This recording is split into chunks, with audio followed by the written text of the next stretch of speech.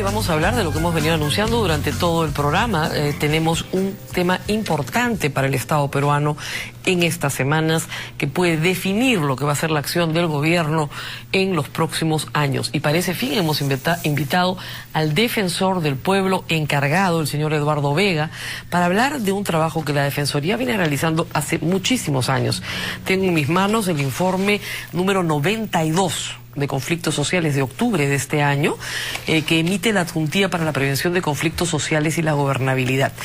Este informe reporta todos los conflictos sociales activos y latentes. Hay a octubre 154 conflictos activos y 63 latentes. Y este informe se ha convertido en una de las fuentes principales para saber el grado de conflictividad que hay en el Perú. Gracias por estar con nosotros. Lo primero que le iba a presentar al público, con su permiso, es un cuadro de esta información que tenemos para que se note claramente el tipo de conflictos que tenemos. De los 154 conflictos que tenemos hoy activos, miren ustedes, 103 son socioambientales. Otros son laborales, gobierno nacional, gobierno local, demarcación territorial, gobierno regional, comunales, electorales, cultivo ilegal de coca. Pero como es claro, más del 70% de los conflictos en el Perú tienen relación directa con lo socioambiental, y de eso yo me atrevería a decir que casi la mayoría son conflictos que tienen que ver con minería. Así es. Muchísimas gracias por estar con nosotros. ¿Cuál es el nuevo estilo? Porque tenemos un nuevo gobierno. Porque estos conflictos que ustedes reportan hace muchos años tienen una dinámica. Así es. Sería bueno explicarle primero a la gente cuál ha sido la dinámica en los gobiernos de Toledo y de García. Bueno, efectivamente, Rosa María, muchas gracias por la invitación. El reporte de conflictos es el número 92. Venimos reportando esto desde hace por lo menos 6 años, estos reportes. Y efectivamente empezamos con 64 conflictos, reportando 64 conflictos. Y nos pareció un escándalo. Y nos pareció un escándalo. Llegamos a reportar a inicios del 2010, del año pasado, 250 conflictos, me acuerdo. Y luego, al término del gobierno anterior, fueron disminuyendo paulatinamente, y el último mes, el mes de julio, reportamos 215 conflictos. De ahí esta fecha, bueno, se ha mantenido, se ha mantenido en 215, claro. Y este mes ha aumentado a 217. Sumando activos y latentes. Así es, en total, sumando activos y latentes. Ahora, yo diría como primera impresión que el problema sigue siendo el mismo. El problema sigue siendo que necesitamos un Estado que armonice el crecimiento económico, la actividad extractiva, el crecimiento basado en temas mineros, con las demandas que exige la población frente a las expectativas que tiene de que ese crecimiento se haga realidad. La dinámica ha sido pedidos puntuales, ¿no?, de determinados bienes sociales, ¿no? El puente, la carretera, lo que conversábamos hace un rato antes de salir al aire. Luego, estos no se dan. Inmediatamente pedido de recursos no se dan, oposición por contaminación a la actividad minera. Temor. Toma de instalaciones, toma de carreteras, presión sobre la empresa privada. Crisis total. Crisis, y esto se va agravando, ahora dura una semana el paro, después dura 15 días, hasta que finalmente hay una mesa de diálogo y se firma un acta. Así es. El acta no se cumple, 6 meses después arranca de nuevo. Así es. Esa es la dinámica. Esa es la dinámica, lamentablemente. Mientras tanto, a veces la empresa puede trabajar y a veces no trabaja. Así es. Ningún conflicto que estalla en crisis y que es lo que finalmente termina en la prensa, como estos 4 que vemos ahora, Conga, Andahuaylas, Huaraz, Madre de Dios, es que se inició ayer. No se inició ayer ninguno de ellos. Conga está reportado desde abril del 2010. Andahuaylas por lo menos de marzo de este año. Entonces, efectivamente, hay una historia de desatención del conflicto en sus etapas tempranas. Efectivamente, Andahuaylas empezó por un tema de una construcción de un puente. ¿Ah, sí? Sí, empezó con la construcción de un puente y luego por la minería informal. Pero mira lo que hemos llegado ahora. Claro, ahora vamos a ir a los temas puntuales, porque lo que es interesante de este informe es que cada caso tiene sus características propias. Ningún conflicto es igual al otro. No se puede señalar que sea igual al otro. Ahora, lo que tienen en común todos ellos es que no hay credibilidad en las partes. Y digo en las partes porque los que protestan no creen ni en la empresa privada ni en el Estado. Entonces no hay interlocutor válido. Y a su vez el Estado no cree necesariamente que las personas que están sentadas negociando con el Estado tengan representación. Porque siempre hay la teoría de la conspiración y que estas personas no son necesariamente los representantes directos. Y también porque en algunas oportunidades los actores son muy confusos. Entonces tenemos presidentes regionales y alcaldes provinciales y distritales que son parte del Estado, pero que no están con el Estado en su posición, sino están al frente y negocian con él. ¿Cómo hacemos para que haya credibilidad en las partes? Que me parece fundamental. Si no te creen... En realidad, ese es el tema de fondo y se expresa con una frase que tú le has dicho, desconfianza. Vencer la desconfianza puede tomar mucho tiempo, pero también puede ser un efecto muy rápido si tú logras inyectar ese espíritu de confianza. Y esa labor no se puede sustituir al Estado. Claro. Es el Estado quien tiene que generar esos canales de confianza. Y eso no es pura, digamos, pura demagogia o pura palabra, sino que eso se tiene que traducir en hechos muy concretos. Claro, ahora vamos por partes. Los que protestan dicen lo siguiente, y con toda razón, creo yo. A mí el Estado no me garantiza nada, ¿no? Si el Estado como empresario minero fue un gran contaminador, ¿quién me va a garantizar como regulador? Entonces, si yo temo por el agua, que es el caso de Conga, aun cuando venga quien venga con una oferta técnica razonable de convivencia entre minería y agricultura, no le creo.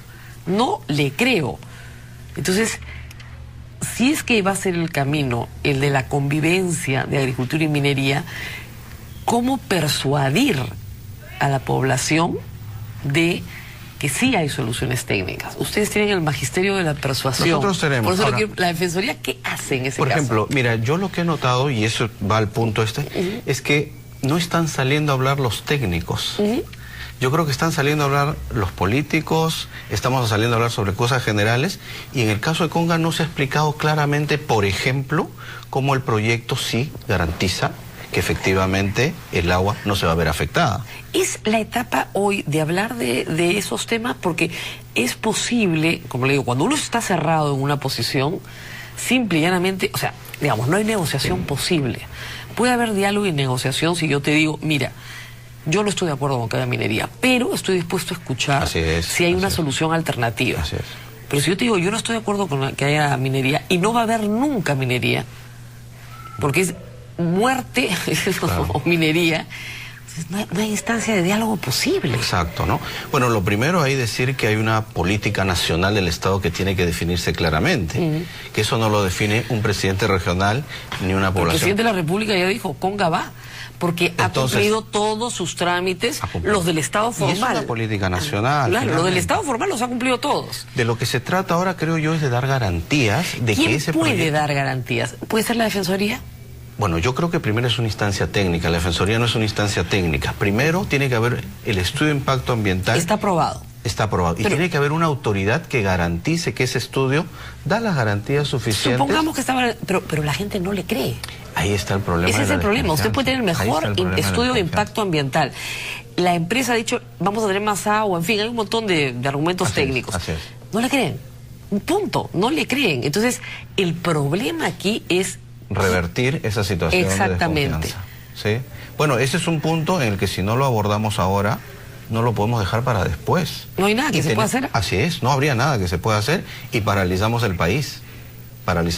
Y creo que esa no es la intención y no es el espíritu de los que creemos que sí es posible armonizar, compatibilizar el desarrollo basado en actividades extractivas con una agricultura sostenible, con que este recurso, el agua, finalmente no desaparezca también en la zona. Yo creo que ese es el gran reto que tiene en este momento el Estado, y cambiar la lógica de cómo abordar los conflictos. Porque finalmente lo que está pasando en Conga es que no ha habido una explicación clara. Yo creo que eso sí se admite. No ha habido la información suficiente para que la población se convenza. ¿Cómo va a haber la información suficiente si el presidente de la República electo en campaña decía que prefieres el agua o el oro? ¿Acaso tú comes oro? Hacía campaña contra la minería y hoy dice Conga va. Entonces no hay nada, o sea, la gente no es tonta. Dice, este señor, yo he votado por él porque me dijo que iba a preservar el agua y ahora resulta que dice que Conga sí va. De repente él sabe algo que yo no sé, pero que me lo explique. Claro. Y el otro asunto grave es que los interlocutores desde el Estado cada día tienen que ser de mayor nivel, porque la gente no les cree tampoco. Entonces ya no basta el director general, ya no basta el viceministro, quiero al primer ministro sentado aquí, o si no al presidente de la República. Que el presidente de la República venga y se sienta y él converse conmigo y me reconozca mi autoridad y discutamos. Oiga, pero usted, ¿quién lo eligió? Nadie, pero no importa. Entonces, y la violencia es la moneda corriente en esta discusión. O sea, si no se responde a lo que la población quiere, la población responde con violencia. Contra ella misma, porque la primera perjudicada sea ella misma. Sí. Bueno, tenemos una historia, Rosa María, lamentablemente, de 195 muertes en conflictos sociales. Desde que ustedes los monitorean. Claro, bueno, en realidad desde el 95 hasta... Ok, 195 muertos ha costado esto. 195 muertes en conflictos. Y mira, ahí desde nuestra mirada de la Defensoría, ahí sí nos toca decir, ni un muerto más en conflictos, Rosa María. Claro. Ni un muerto más. Pero vamos a hablar de cómo manejar el conflicto, porque muchas personas han señalado, miren, en materia de autoridad, el Estado tiene que imponer el Estado de Derecho. Así es. ¿Cómo hacemos para imponer el Estado de Derecho en una sociedad que toma la justicia con sus manos y dicen, o se hace como a mí me da la gana? Voy a decir algo todavía, digamos, que puede motivar mucha discusión, pero que hay que aceptarlo. Definitivamente, si miramos solo el plano jurídico de lo que se ha avanzado, probablemente no avancemos nunca y los proyectos nunca vayan. Esa es la historia de Tía María, es la historia de Santa Ana en Puno. O sea, nos aferramos a un criterio estrictamente legal, jurídico, de que ya habían avances, y cuando luego nos damos cuenta que efectivamente los estudios de impacto ambiental no brindaban las garantías del caso, en ambos casos, y se tuvo que retroceder. Yo ahí apelo a la flexibilidad. Hay que cumplir los procedimientos, sí. Hay que respetar los acuerdos, sí. Hay que ser flexibles para encontrar soluciones dialogadas y que puedan darle viabilidad al proyecto. Lo jurídico solamente no le va a dar... El actor de la población no es un técnico tampoco. Así es. Y su expectativa está basada en creencias, en mitos, en medias verdades muchas veces, y se le trabaja al miedo. Sí. Yo apelo ahí, Rosa María... Al miedo, y el miedo es mucho más fácil de creer. Pero yo apelo ahí, de lo que he podido observar, he participado en varios conflictos, que hay dos tipos de dirigencia claramente notorias también. Aquellas dialogantes y que están dispuestas a entender y a dialogar, y en ese diálogo obviamente a intercambiar posiciones y a flexibilizar posiciones. Y las otras dirigencias más bien ideológicas, radicales, que efectivamente no quieren minería. Yo creo que ante la desinformación, ante los temores que tú mencionas, estas dirigencias no dialogantes, radicalizadas, efectivamente ganan. Claro. Pero si nosotros logramos cambiar esa lógica de información, yo creo que las otras dirigencias más bien dialogantes pueden ganar y pueden ser un vehículo para dialogar con la población en general. Me piden una pausa urgente y regresamos, porque aquí hay muchos temas que tratar. Hay también otros problemas socioambientales, cuando varias poblaciones quieren beneficiarse de la minería y esta llega solo a algunas. Volvemos.